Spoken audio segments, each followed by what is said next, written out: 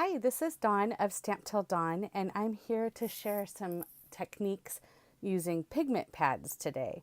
These are the close to my heart pigment pads, and I often have customers order them because they're such a great deal.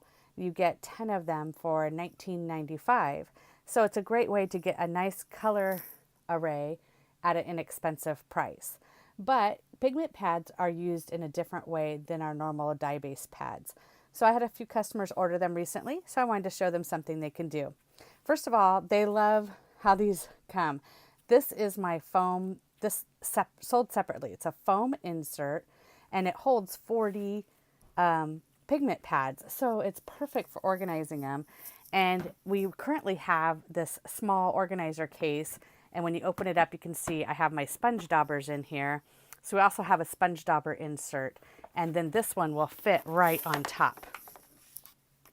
But it's not real useful to use it out of the case, so I like to just pull this right out of the case and have it on my work area when I'm using my pigment pads. Now I have to caution you that I do know that Close to My Heart is transitioning these containers out, so I have a feeling when they sell out, they'll be gone forever. So this is the small organizer case, and this is the pigment pad insert. So you'll definitely want to order these right away if it's something that interests you. Okay, so moving on to my card. So this is a piece of paper from our Chelsea Gardens paper pack, and it's just a black and white print, and it's fine. It just wasn't my favorite print, and I wanted to kind of do something a little bit different with it. So I picked up my pigment pads and just started experimenting with it. So I'm just going to take this one right here, take the cap off, and I'm sticking my finger directly in the pad, and you can just put the color right on there. And because it's a pigment ink and a wet ink, it really will move and spread and blend real easily. So you can just keep doing this and keep adding color, making it darker in some areas. But you can also see that it's kind of translucent, so it shows the paper behind it. So I'll start, this one was the crystal blue. I haven't done this color combination, so I'm just kind of winging it right here in front of you. And then I'm going to pull out, I think this is probably Lagoon. Oh, this is Twilight. So it's an older color. We have Lagoon now. I think Twilight has been retired. So you can see I have some of these pads for a long time, and they still are very good. Let's pull, let's see. Here's Lagoon, and it's going to be a little bit darker, I believe. And you notice I'm just using my finger. One other cool thing about pigment pads is that it's not dyeing my finger. I can just take a baby wipe and wipe it off. This one's kind of dry from sitting here, but it's going to come right off, and it's not going to stain my finger like the dye-based pads were. But if you're not into finger painting, you can always use a sponge dauber. Let me pull up, I think this is going to be Peacock here. Some Peacock, and rub that in there. And you notice most of these colors I've picked right now all kind of seem to be about the same darkness. I think I need to pop in something very different from this to get the background I'm looking for. So I'm going to pull Sky in here and see how this does.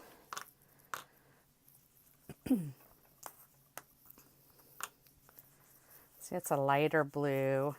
It's still creating a really pretty background where we can just keep layering and layering. I'm thinking, let's just try purple. Let's go for Pansy. I'm going to sponge that off a little bit. You notice the ink did not transfer. There we go. So there we're going to get some contrast there. It's going to be better for the camera. In person, there's a little bit more contrast, but I know the camera doesn't pick all that up. But oh, now I'm really loving this. So I can just go in. I can even layer some purple on to some of the colors that I've done before. And just keep putting it in here. And since that worked out so well, let's pull another purple. I think this is Eggplant or Pansy. It didn't come out of the thing. So there we go. I believe this is Pansy. So you can just keep layering colors in here and just having a lot of fun and experimenting with it until it gets to where you like it. Let's go back and put some more blues in here. And just what a fun background that you've now taken some paper from paper pack that maybe you've already created a couple cards or layouts with it and you're kind of done with the print. Now you've given it a whole new look.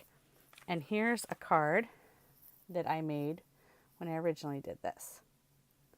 So that's just another fun way of using the pigment pads You can also use them to emboss. They are also permanent. So like, even though they don't dry immediately, once they do dry, it's a permanent ink. And when you're rubbing it in to your paper like this, it's no longer wet. And so you don't have to worry about it smearing later because we've really rubbed it into the fibers. So I hope you've enjoyed my tips. Let me know if you have any questions.